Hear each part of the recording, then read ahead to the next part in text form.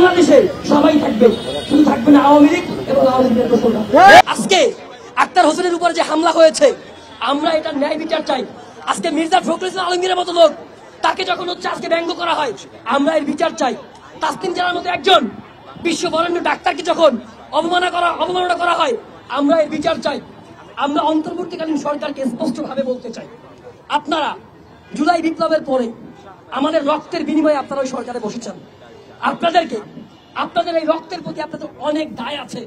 সেই দায় নিয়ে আপনারা আওয়ামী লীগকে দলগতভাবে অনেকে বলার চেষ্টা করেন আওয়ামী লীগ ব্যক্তিগতভাবে এই জুলাই বিপ্লবে অন্যায় করছে, ব্যক্তিরা গত 16 বছরে অন্যায় করছে। আওয়ামী লীগ দল হিসেবে ভারতীয় এজেন্ডাভুক্ত, ভারতের মদতপুষ্ট, ভারতের গোলামি করা একটা রাজনৈতিক দল, এবং দলগতভাবে তারা এই জুলাই বিপ্লবে, তারা জুলাইতে যে ম্যাসাকার করেছে, যে জেনোসাইড করেছে, এই জন্য শুধু আওয়ামী লীগকে নিষিদ্ধ করলে হবে না।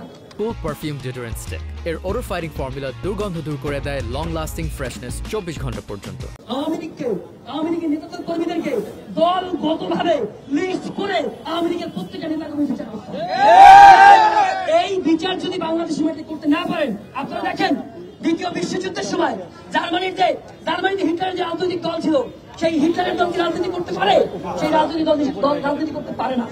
আজকে এরকমের অনেক নজির আছে, পৃথিবীতে আরো অনেকগুলো দল আছে যারা স্বাধীনতা সংগ্রামে নেতৃত্ব দেওয়ার পরেও পরবর্তী সময়ে তারা ভুল ট্র্যাকে যাওয়ার পরে সেই দলকে নিষিদ্ধ করা হয়েছে।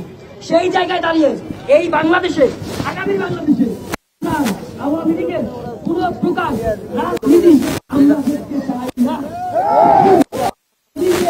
এই দেশে রাজনীতি প্রতিষ্ঠা করতে চান, আমাদের রাষ্ট্রের উপর, আমাদের জীবনের উপর দিয়ে, এই দেশে আওয়ামী লীগের রাজনীতি প্রতিষ্ঠা করতে হবে।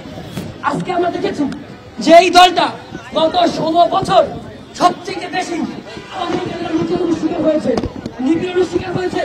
সেই দলের একজন দায়িত্বশীল ব্যক্তি ভারতের একটা মিডিয়ায় সাক্ষাৎকার দিয়েছে। তারা বলেছে এই বাংলাদেশের রাজনীতিতে ভারতের প্রভাব থাকবে। যেই ভারতের তাবেদারি, যেই ভারতের দাসত্বগিরি থেকে মুক্তি লাভের জন্য আমরা জুলাই বিপ্লব করেছি। 2000 মানুষ জীবন দিয়েছে। কিভাবে একটা রাজনৈতিক দল, বিএনপির মহাসচিব, তার জায়গায় বসে তিনি কিভাবে বলেন বাংলাদেশের রাজনীতিতে ভারতের প্রভাব থাকবে?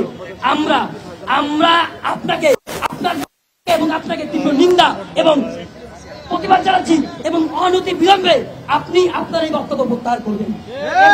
এবং তিনি বলছেন এই বাংলাদেশে জাতীয় পার্টি, আওয়ামী লীগ সহ সবাই নাকি আগামী নির্বাচনে যদি আসে তিনি ওয়েলকাম করবেন। আমরা নিন্দা জানাই। যদি কেউ আওয়ামী লীগকে ওয়েলকাম করার চেষ্টা করেন, এবং কেউ যদি তার আচরণের মধ্য দিয়ে, তার কালচারের মধ্য দিয়ে, তার রাজনৈতিক কর্মসূচির মধ্য দিয়ে কেউ যদি আবারও আওয়ামী ফ্যাসিবাদী মন মানসিকতা পোষণ করে থাকেন, তাহলে আপনাদের পরিণতিও আওয়ামী লীগের মতো হবে, বরঞ্চ আওয়ামী লীগের থেকে আরো ভয়ঙ্কর হবে।